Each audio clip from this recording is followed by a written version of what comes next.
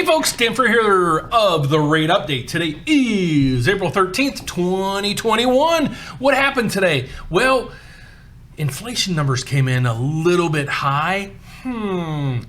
Johnson & Johnson's COVID vaccine is causing blood clots. So what's going on with the markets? You would think they'd be crashing, wouldn't you?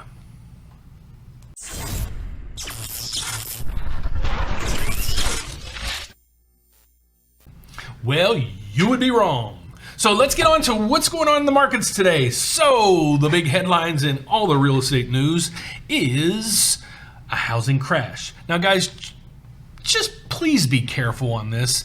I tried to do a little, what I want to say, clickbait and put in the housing crash. I don't think it's going to crash. And there's gazillions of reasons why. But here's everybody's jumping on this bandwagon, and it's starting to, this is basically, it'll back me up on saying the housing bubble. Look, Google searches for when will the housing market crash spiked 2,450%. So everybody's jumping on this bandwagon because they know people are clicking through to it.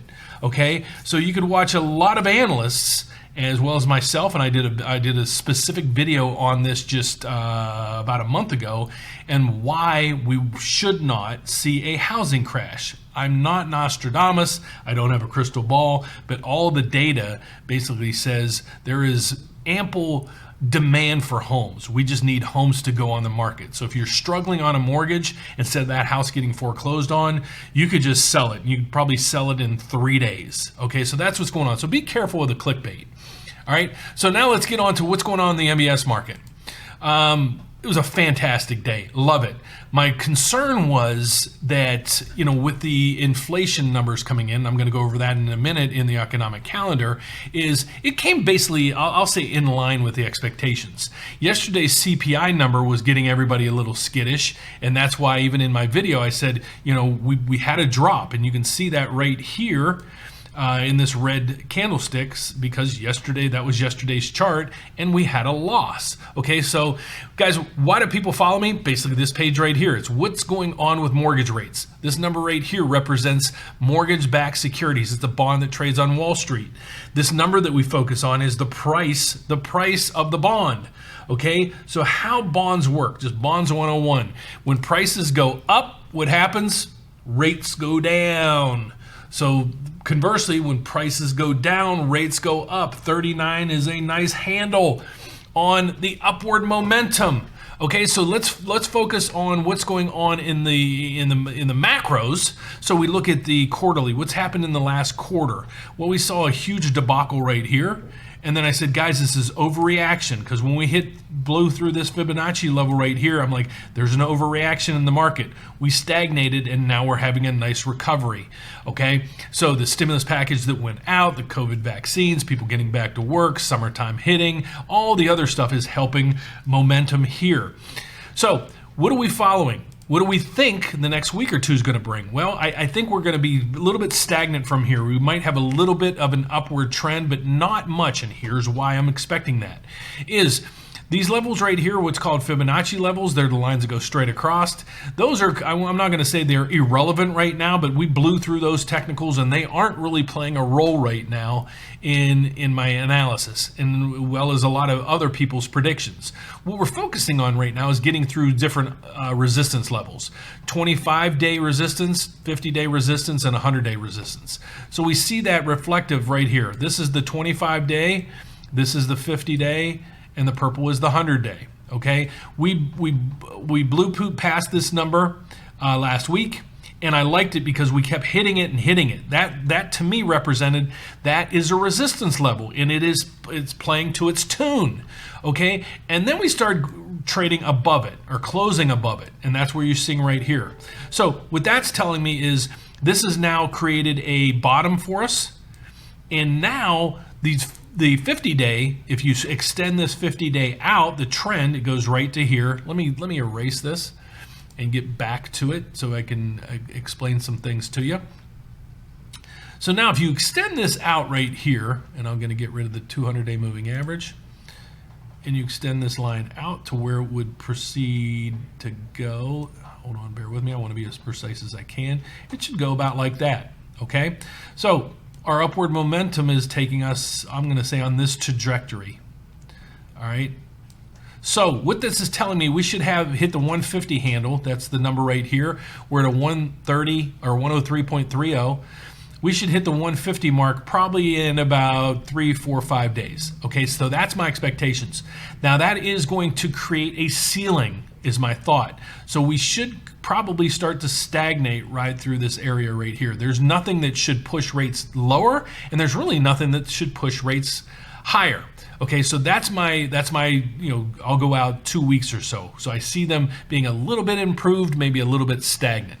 Now, what happened today? I love this.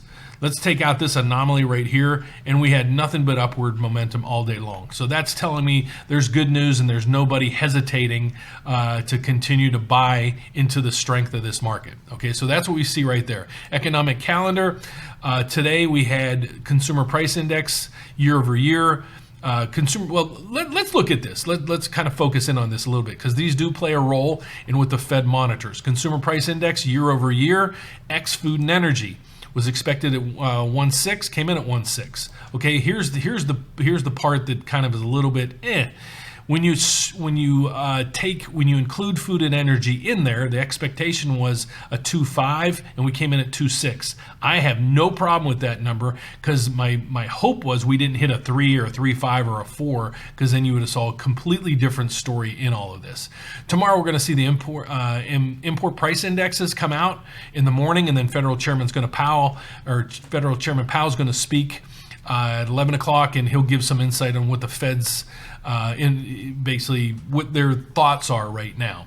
Okay, so now here's where rates are today. We're probably going to get a revision to rates here shortly, or tomorrow we'll open up with a little bit better rates. But right here, we're going to go through this.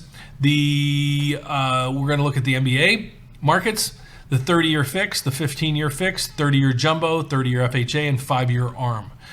Looking at 3.48 on the 30-year, 2.82 on the 15, 5.35 on the jumbo, 3.47 on the FHA, and 2.95 on the 5-1 ARM. To get these rates, and guys, this is the national average, okay? This is the national average. It's not my rates, it's not any specific lender. We're blending out, getting about 50 or 60 different lenders to participate in the survey, and this is what it blends out to be. To get that rate, you would have to pay points. In this section right here, this column right here, are points that you would have to pay. So the easiest way to do this is take this figure and multiply it by your loan amount. So just make sure you hit the percentage sign. So in this case, you would take a 100,000, let's say it's a $100,000 loan, multiply it by 0.42%. So that means you'd have to pay $420 to get that rate, okay? So let's see, the national average right now is a 30-year fixed rate for FHA at 3.47 with 0.41 in points. Let me see where I am. So I put in all my data and I hit submit, and this is what my rates come out at. Okay, so you open this up. Here is what our rates look like. We don't have a rate sheet. We have an engine that creates this for me. Okay, so when I break this down, here's where our rates are. All right, so you go through here. This is the rate that you would get, and this is the price. Well, let's skip over that. This is what you would have to pay or receive in discounts. Okay, when you talk about points or discount points, this is that column. Let me explain to you, because there's going to be a positive number and a negative number. All right, so let's dissect this a little bit. We're going to go back to this national average. It's 3.47. We go to my rates, 3.47.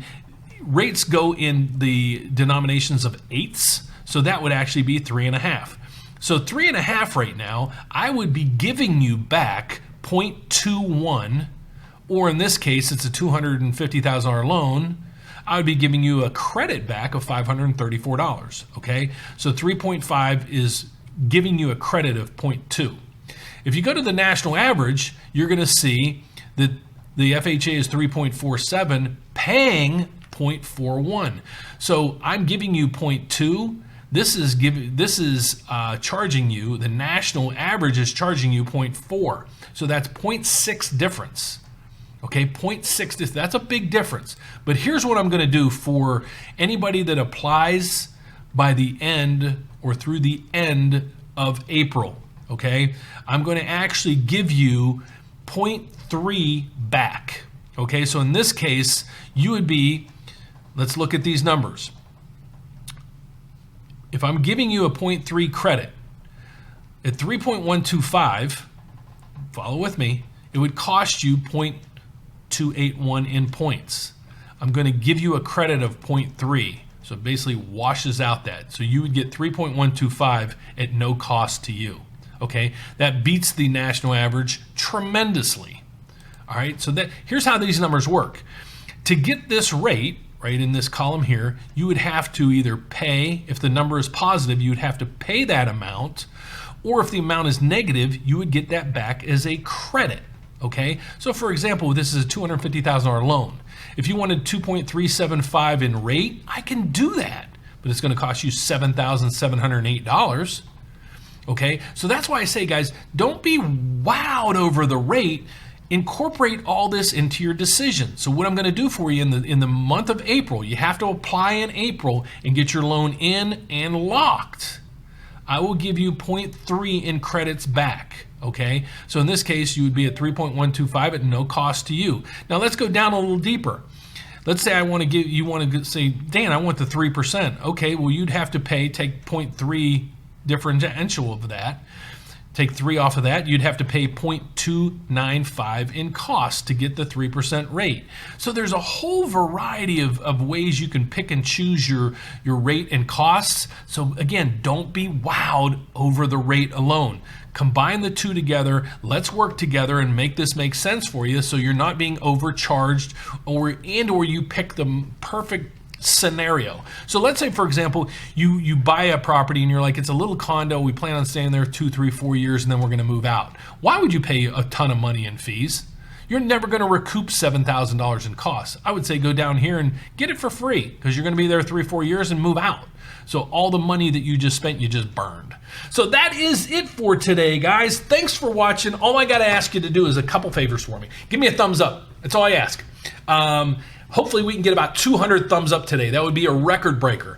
Don't forget to subscribe down below. Click the bell so every time I post a video, you get an alert. Here's for the people out there that are looking to build, buy, or refinance, please call us. Give us at least a shot to give you a quote. That's what we do for a living. That's why I do this channel, is to educate you guys. How many other companies are out there trying to educate you? I know they're giving you rate quotes and so forth, but I'm getting a lot of rate quotes from people right now saying, hey, my company supposedly locked me in at 2.875 and now they're trying to charge me 3.5. Okay. As long as you're locked in with us and you're cooperating with us and we're in the process of moving your loan forward and there just happens to be a little delay at the end, I'll eat the cost for any delays.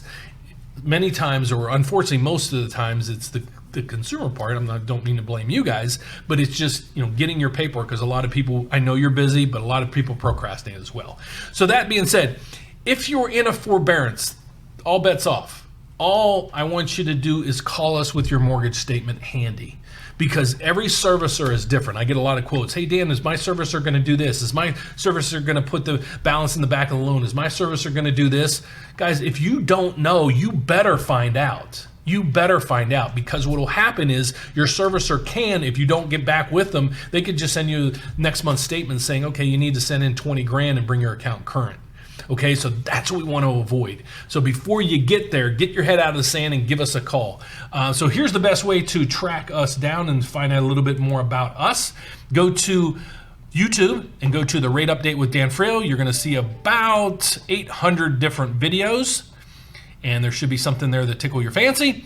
And our website, therateupdate.com. Scroll down to the bottom, there's an 800 number, 844-775-LOAN. It's 844-775-5626. Give us a call, or you can schedule a meeting.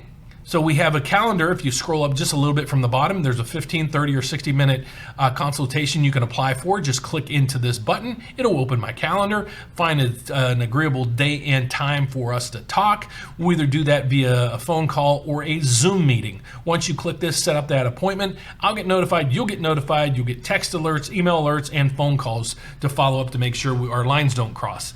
If you're like, Dan, I just want to get a mortgage. I like what you guys do. I trust what you're doing. So please just help me out. Click the Apply Now button right here for the mobile app. fantastic app. It does almost everything for you in the palm of your hand.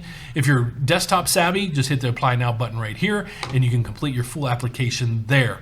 We have about 50 more openings on this home valuation system. This is probably, well, it is the best home valuation system I've ever seen. It is a paid service. I pick up the cost for that. I paid for 1,000 users. I don't sell your data. I don't use it. I just basically was saying, guys, I appreciate you watching my channel. Here's a little present for you guys to use to monitor the value of your house, liens on your homes, and all kind of other stuff. Really cool tool to use. So that is it for today. God bless, guys. Take care. I'll see you tomorrow. Same time, same place. Bye-bye.